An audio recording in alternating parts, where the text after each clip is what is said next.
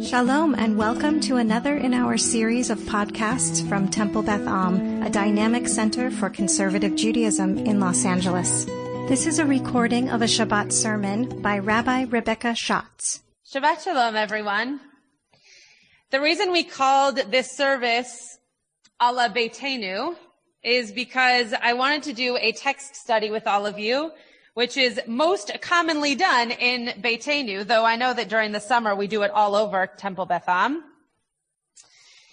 This week, I had the pleasure and the obligation of writing 4 different somethings about the parasha.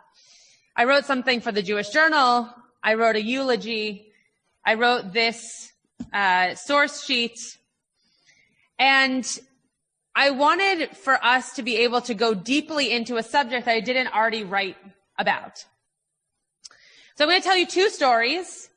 They will sound as if they have nothing to do with one another, but then we're going to bring them together in our understanding of this idea of Shemitah.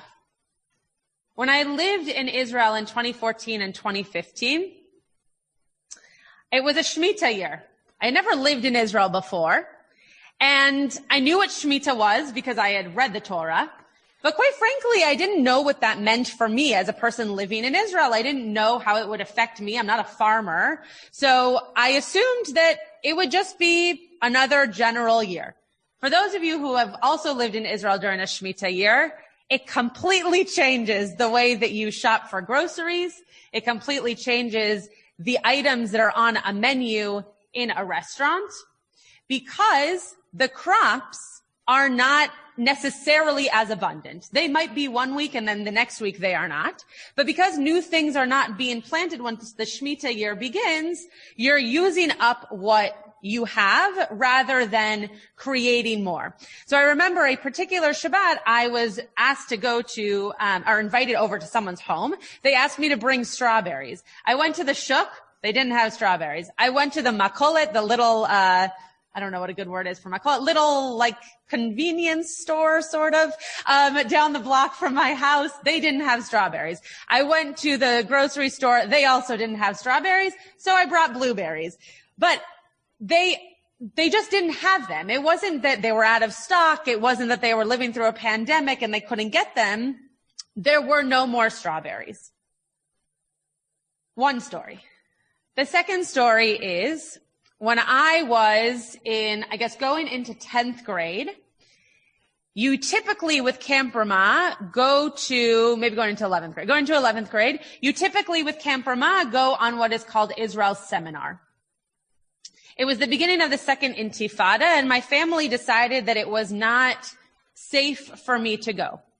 A lot of my friends went, they were all fine, but my family decided that it was not safe for me to go. So I missed out on an experience that my brothers after me had and my friends were having. And instead I went to England and France with my grandparents, which was a remarkable trip and different than the experience that I thought I would be having going on Israel seminar. Both of these stories have within them loss and gain. A sense of release, and yet a sense of getting something else. With the strawberry experience, I didn't have strawberries. Okay, fine, everyone lived. But I was able to still have a beautiful Shabbat experience.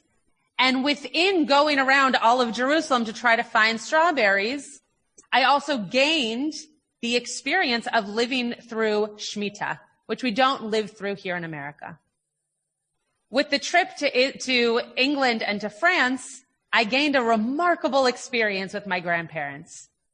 One that I probably will never have again in the type of, in the way that they put it together and the itinerary that we went through. My uncle showed up and surprised me. It was a remarkable trip. And yet, I didn't have the experience of going to Israel with my friends as a 15 or 16-year-old. So there's a sense of release of something that you might have expected, but there's also a sense of bringing in to your life. For those of you who have the source sheet in front of you, we're going to be going through the source sheet. Those of you who do not have the source sheet, we're going to be looking at Deuteronomy 15, verse 1. And we're going to skip around and I'll make sure to mention the different verses that we read. This first verse is, Miketz Sheva Shanim Ta'aseh Shemitah. Every 7 years, you're going to practice this sense of release, which we now call a sabbatical year, or Shemitah. Okay, it's pretty straightforward. Every 7 years, you're going to let everything lie fallow, and we're going to go on to understand that also has to do with debts, and it also has to do with any vows that you've made. This shall be the nature of the remission. Every creditor shall remit the due that he claims from his fellow. He shall not make demands on his fellow or kinsman, for the remission proclaimed is of Adonai. So Shemitah is given to us by God, and therefore we shouldn't hold against anybody else anything that they might have said that is due to us or that we owe to them. At 7 years, it's a game changer. It's a new, it's a new slate, a blank slate. So what does Rashi say on this verse? He says, it means as much as there shall be a relaxing of the hand of every creditor. So you see this sense of actual engagement by the person, right? The hand of the creditor, not just the person who is dealing with what that might do to how you feel about another person inside yourself, in your brain, the stress it might cause you, but literally in your hand, something that you need to either give or take. Chizkuni says, this year even releases a person from fulfilling an undertaking confirmed by an oath. So it's not just land. It's not just that someone owes you $5. It's also about an oath, something that either you promised yourself or you promised another. If a person had undertaken, he continues, to do something for his fellow and confirmed it by an oath, the advent of the end of the last day of the Shemitah year releases him from it as if he had made good on his promise until then. If he had not made good on his promise until then. That changes the meaning. So if we were in a room together with me, able to ask you a question and hear your responses, I would say to you, what does that mean for you? And I would love for you to think about that on your own. What does it mean for you to potentially live through a year where you are letting go because God tells you to, because you have no choice, because it's the law? We let go. But what does that do for you? What does that do for your hand that you reach out or take in? What does that do for you emotionally to let something go? A few verses later, verse 4, the Torah says, there shall be no needy amongst you. Since Adonai your God will bless you in the land that your God is giving you as a hereditary portion, there will be no needy. Efes hilo hiye becha evyon. Evyon is a word that's even more so than the word ani, which means poor. It's like destitute. It's complete poverty. And what the Torah is telling us here is that's not going to exist. Now, these two lines, there's a verse in between, verse 15:3, which I didn't put in here, but these two things have nothing necessarily to do with one another, the Shemitah and the needy amongst you. And yet I'm going to claim in a moment that in fact they have a lot to do with the other. A few lines later, verse 7. So 15:4, they talk about how there's not going to be any needy amongst you. And then it goes on to talk about what if there are, what does that mean? What do you give them? And then in verse 7 it says, if, however, ki iyeh vecha, there will be. The English is assuming that there might be. The Torah is telling you there will be. Ki iyeh vecha, when there is before you an evyon, a person of destitution, one of your kinsmen in any of your settlements in the land that Adonai your God is giving up, do not harden your heart and shut your hand against your needy kinsmen. So remember that hand before that we were talking about in terms of the debt owed or the needing to receive money that was once promised to you. Here too, we're talking about a hand. But this time, we want to make sure that your hand does not close up, that you don't decide that you are not going to help that person. You need to make sure, in fact, that you do. So here, one line of our Torah is saying there will not be anybody who needs that help. And then the Torah realizes, wait a second, actually, of course there will be. Of course there will be people who need that help. And in fact, all the more so, once you realize that those people need that help, you need to open your hand. You need to release yourself of something that is yours to help another person. If you're on this source sheet at the bottom here, I explain a little bit what the Shemitah year actually is. If you don't have the source sheet, feel free to find it in the bulletin after Shabbat. I'm not going to read through the definition right this moment, but I will say that this idea of release, this idea of giving something up, of being okay with the fact, not necessarily happy with, but okay with the fact that something is not happening the way that you expected, is the life we are living right now.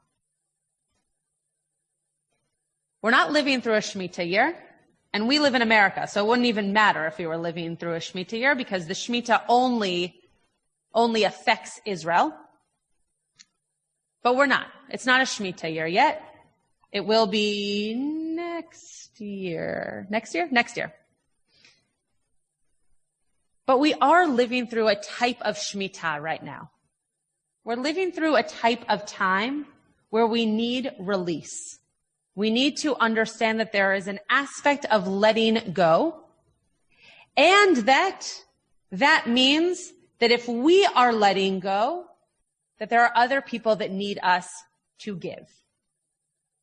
If we are letting go of not being able to go to restaurants, or we are letting go of not going to shul, or we are letting go of not going into places that we think might be more populated, our job, living through this proverbial Shemitah year, is to think about the people that affects, because we've given it up. We've let that go. But for someone else, it's affecting them. And not necessarily in a bad way, but in a way. If we're not going to restaurants any longer, they're not getting our business.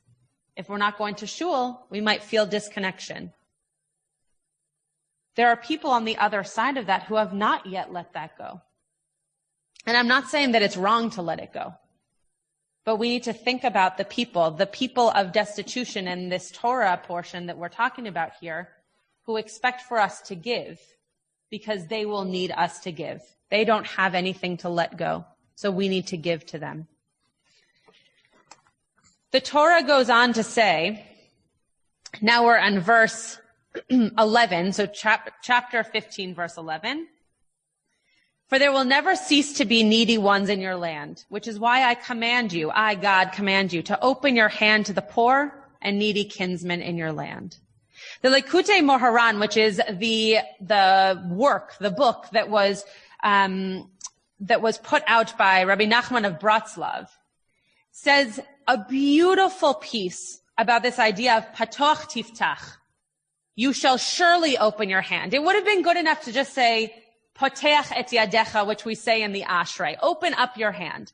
But no, the Likutei Moharan says there's more to it, because we say patoch tiftoach. We say it twice in two different conjugations. We say open, open. You shall surely open. Make sure that your hand is open.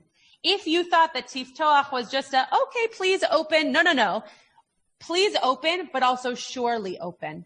You need to hear it twice to make sure you do it for sure. Rashi says that the reason it says it twice is because you should do it over and over again, not just once.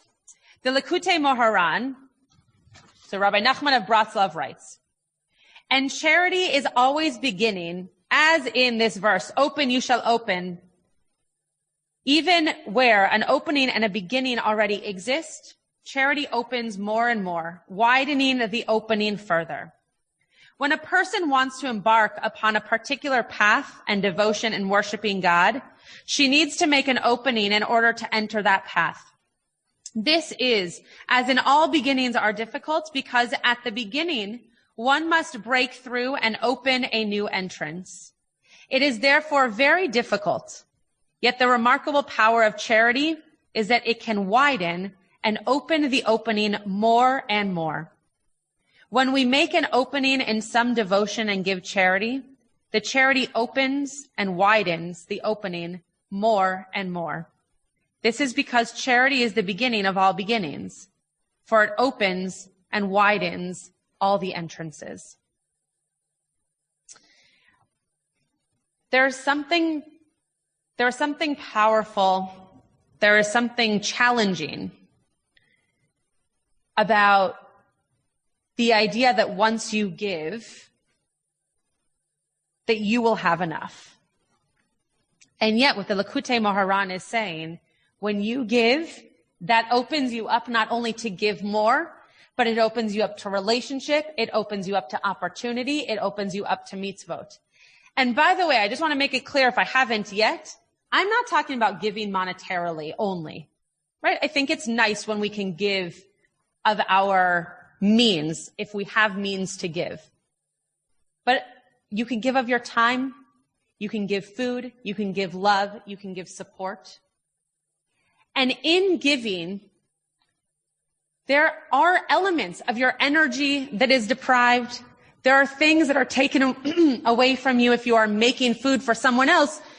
You obviously do not have that food any longer in your home because you're making it for someone else. However, you haven't lost out.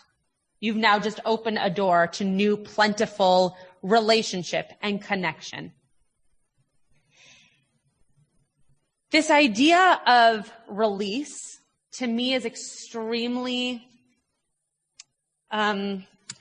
illustrative of at least how I feel during this time.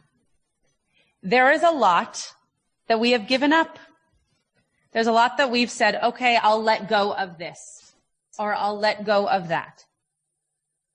And yet there's so much more that we gain if we let that go and move on to what the opening is. As soon as a family realizes that the bar mitzvah, the funeral, the wedding is not going to look exactly the same, they have the ability to open up to think about what's the creative possibility for letting more family involved than we ever thought possible. As soon as I let go of the fact that I would be doing services via electronics that I would never be using on Shabbat, it opens me up to the possibility of not having a Shabbat alone. It allows me to be with all of you. And that's extremely powerful. Thank you for the thumbs up, Brent. That's extremely powerful. Because if I had not let go, if I had held on, if I had not thought about it as Shemitah, as something that is a year long but then ends, I wouldn't have had the opportunities that I have had during this time to experience, because I would have been closed off. If you don't help the person who is destitute or is in need of your comforting, you haven't opened yourself up to the opportunity to have a relationship with that person and for them to help you one day if you need it. The New York Times had an article that was all about this idea that during coronavirus, people are letting go. So I'm going to read you a quote from this article by Ruth Laferla. I hope I'm saying her name correctly.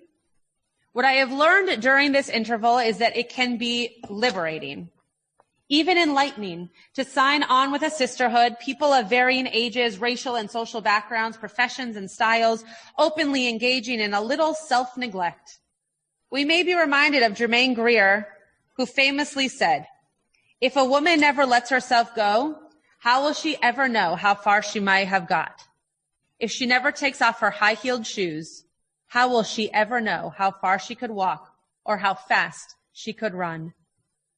For years, outrageous social media displays have aggravated FOMO, the fear of missing out. Now we can revel in the joy of letting go. Technically, JOLGO, but amalgamated with you only live once. I want to finish with a quote from my teacher, Rabbi Mimi Feigelson, who wrote particularly about this coming Elul. And we just said the blessing for the beginning of Elul, which will be next week.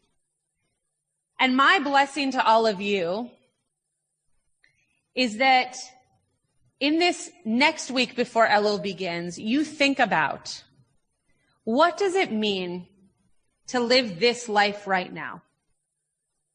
What does it mean to be in a period of time that is a personal Shemitah? There are things that we will have to give up. There are things that we will have to let go. But the idea of Shemitah is that the year after, the crops are so much more beautiful and so much more plentiful, and the farmers are rested, and the people who work that land have new ideas of how they can do that better. So if we are living right now in our own Shemitah, what does that mean for us to be able to, on the other side of this Shemitah year, be able to say, I learned from this that I could X, Y, and Z. I recognize that with my extra time, I was able to do something for someone else. I realized that I had a hobby that I never thought I would enjoy. And to be able to not necessarily see that as a silver lining, because I think that is hard to do, but to be able to see it like we see the Shemitah year, which is, at the end of the Shemitah year, we have new crops.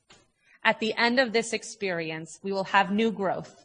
We will have new, shiny, beautiful, luscious foods to eat. If we can just figure out what it is that we need to let go to then bring back in at the end. Reb Mimi says, I beg you to use this Elul to reclaim what COVID has claimed. She quotes also Rabbi Nachman of Bratslav, that God holds on to that which we have lost until we are ready to reclaim it. We need to hold on to each other and help reclaim that which we have lost. Or, as I will add, help others and ourselves let things go. Shabbat Shalom.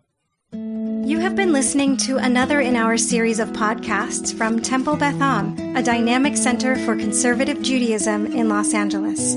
If you enjoy these podcasts, we invite you to write a review on the Apple Podcast site or wherever you get your podcasts.